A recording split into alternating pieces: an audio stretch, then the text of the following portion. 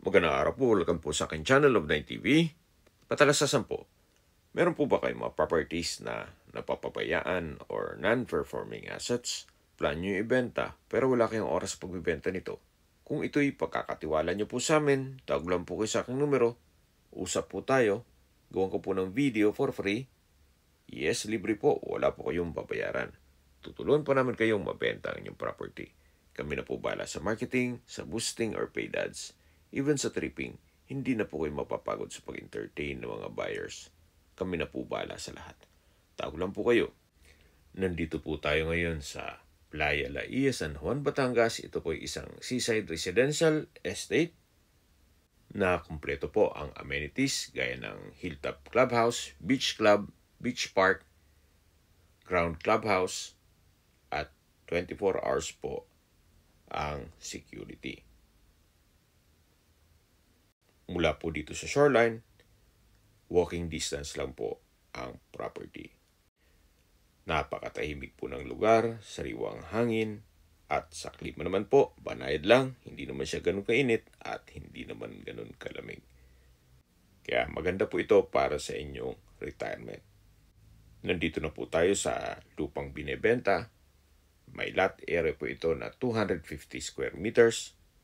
At tungkol naman sa dokumento nito, ito po'y titulado, buhay po ang may-ari, kaya wala po kayong maging problema sa documentation o sa transfer ng title. Patag na patag po ang lupa, kaya usable po lahat. Ito po'y regular cut. Anytime po, once na ma-acquire nyo ito at makapag-decide na kayo na magpa-construct, pwede na po. Possible din po ito maging income generating once na mapatayuan nyo na ng inyong bahay bakasyonan o dream house na habang nasa trabaho kayo, pwede nyo pong ipasok sa Airbnb at gawing staycation business. Kung ayaw nyo mong magnegosyo, pwede rin po ito para sa inyong retirement.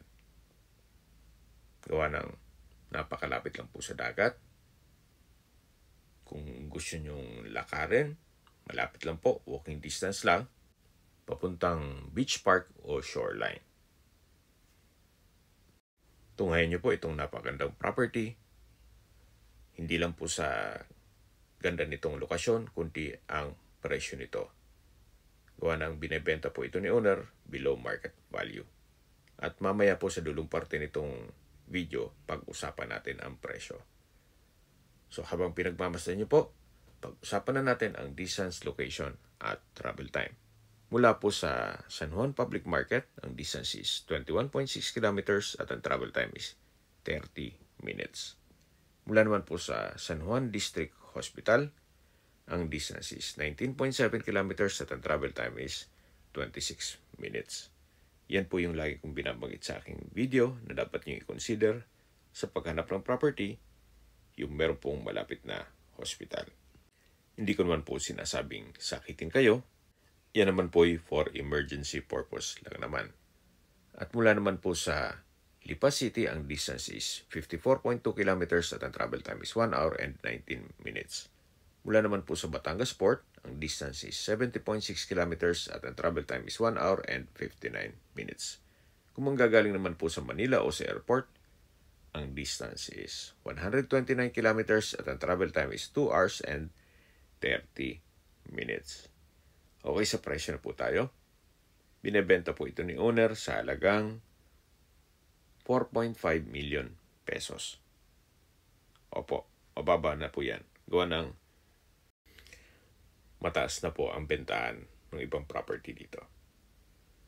Kung may mga katanungan po kayo, tawag lang po kayo sa aking numero.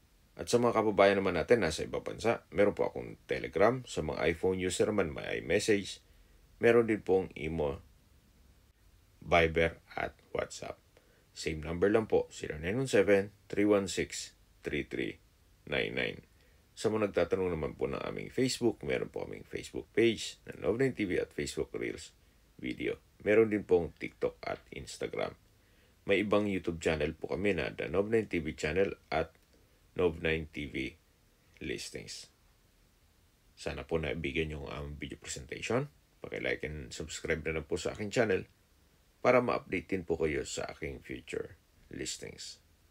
Kung sakali po hanap nyo mas malaking sukat na lupa, meron din po kami ibang listings na pwede nyo pagpilian. Huwag po kayo makatubiling tumawag sa amin, then let us know your budget para malaman namin kung anong property pwede namin alok sa inyo. Sa lahat pong viewers, subscriber at nagtiwala po sa amin, salamat po sa suporta. Ingat po kayo lagi at inyong pamilya. Maraming salamat po.